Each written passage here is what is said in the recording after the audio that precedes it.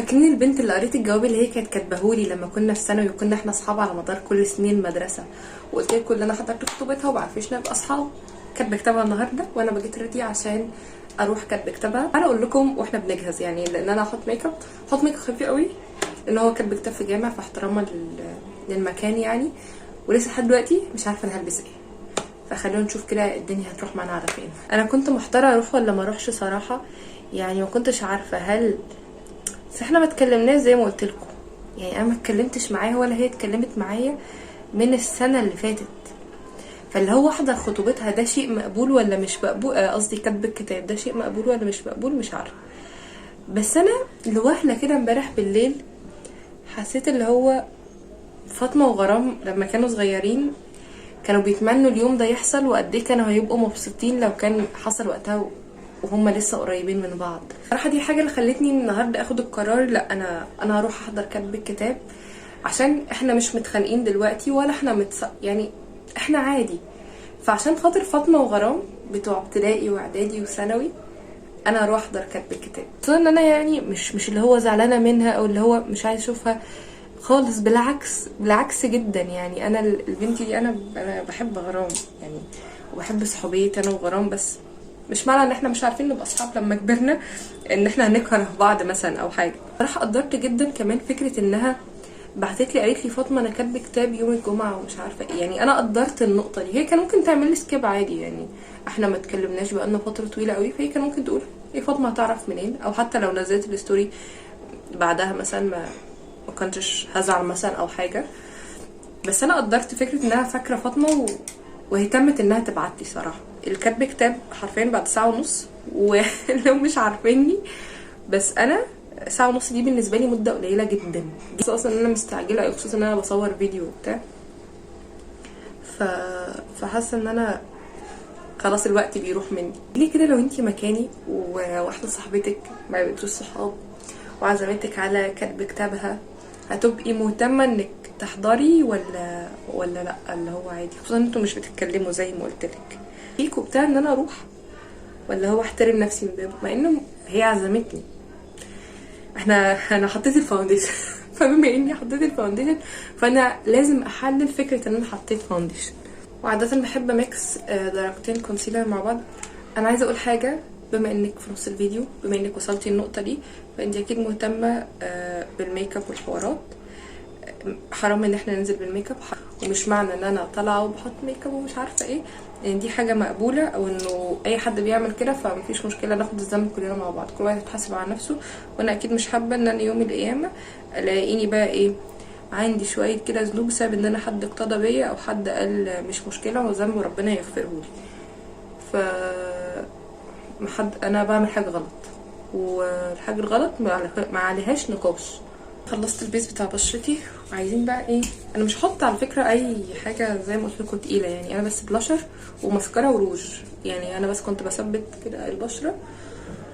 انا مش عارفه هو انا اللي حطيت فاونديشن، انا كان ممكن اكتشف كونسيلر بس ما علينا. ترى بقى لسه محتفظين باصحابكم من ابتدائي واعدادي وكده وثانوي مثلا، لسه اصلا محتفظين باصحاب الكليه انا صراحه محتفظه يمكن واحده من المدرسه، وفي بقى في الدرس انا صحابي قليلين قوي ودي صراحه بحاجه بحبها يعني. انا اصلا عامه بتوتر من الصحاب الكتير بقى وهتعامل مع كل الشخصيات دي صعبه جدا بالنسبه لي.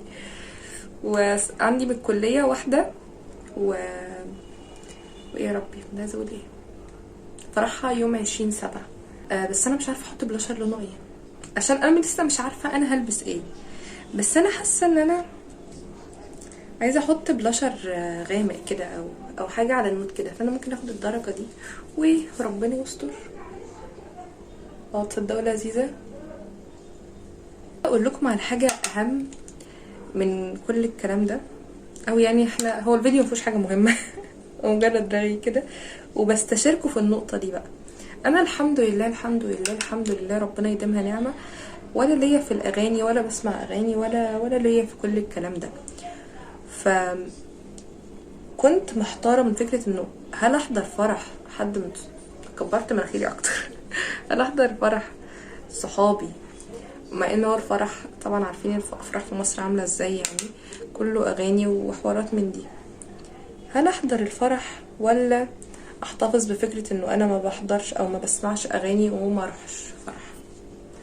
دي حاجه محيراني جدا زي كونتور مناخيري دلوقتي. حطيت الماسكارا، المفروض بقى دلوقتي احط الروج، بس زي ما قلت لكم انا مش عارفه انا هلبس ايه. بس خلينا نرجع للنقطه دي، بجد محتاجه استشاره. اروح احضر افراح وفيها اغاني، يعني مش هرقص اكيد ان شاء الله، بس اروح احضر افراح ولا اعتذر؟ انا محتاره جدا، ومحتاره كمان في درجه الروج. بس انا حاسه ان انا في الاخر هحط روج على نود خلاص، عشان كده يكون كله كومبو نود في نود. دلوقتي انا بحط التاتشات الاخيره، هرجع لكم بقى في بارت 2 واحنا بنختار كل حاجه هنلبسها، لان انا لسه مش عارفه. تلبسوا ايه وانتوا رايحين كتاب في جامع؟ لان انا بعد ساعات طوال من التفكير، نقلع بس الشبشب عشان ننفع شويه ما كنتش عارفه البس ايه، ففي الاخر لبست فستان بيزك. انا مش عارفه ليه احنا كبنات واحنا جايين نتصور دايما لازم نلف اللفه دي، مع ان مش المفروض نلف اللفه دي، بس الواحد لفها ولفينا الطرحه كده. انا مش عارفه المفروض البس ايه وانا رايحه كتاب في جامع، مش عارفه. والفستان ده بقالي كتير جدا برضه هلف نفس اللف واللي كان معطلني انه زي ما شفته في البارت الاولاني، ان انا حطيت الميك اب قبل ما اعرف انا هلبس ايه. فانا حطيت الروج وحطيت الميك اب كله نود، فكان مثلا عندي فستان كده ملعلط شويه، حاسه انه لا مش لايق مع النود. اي حاجه تانية كانت معطلاني، لان درجه الروج بني والميك اب كله على نود. ف مش عارفه هلبس بقى كوتشي عادي، ومش بلبس اكسسوارات كتير في العاده، بس خاتمين. وايه تاني؟ شنطه عاديه، بس هو كان بيكتب في جامع. الدنيا تمام؟ قولي كده الدنيا تمام ولا لا، وهتلبسوا ايه لو عندكم كتاب في جامع؟ عشان انا ما عنديش اي خلفيه صراحه، وما سالتش، يعني انا بس تهورت كده واقدمت على خطوه من غير اي استفسارات وبس كده. ده كان البارت التاني من تجهيز الكتب كتاب واحده صاحبتي، ما بقيناش صحاب بس عزمتني على كتب كتابها، فكنت لازم اقدر ده واروح كمان، عشان انا بجد فرحانه بيها جدا جدا جدا من كل قلبي. وبس كده، باي باي. وبارك عليهما وجمع بينهما على خير وفي خير. اللهم صب عليهم الخير. كتاب خلص خلاص. انا عارفه انه خطر جدا، انا كنت ماشيه في 45 وماسكه الموبايل كده، بس لو مني استودعت التليفون بقى. ومروحه، كان كاتب كتاب الحمد لله، كان خفيف قوي قوي ومفيهوش اي حاجه، بسيط كده جميل. وصاحبتي ابتدائي اعدادي ثانوي اتجوزت رسمي لطيف. ما لقيتش مروحه، كنت عايزه اشتري مروحه عشان الحر، بس ما لقيتش الشكل اللي انا عايزاه،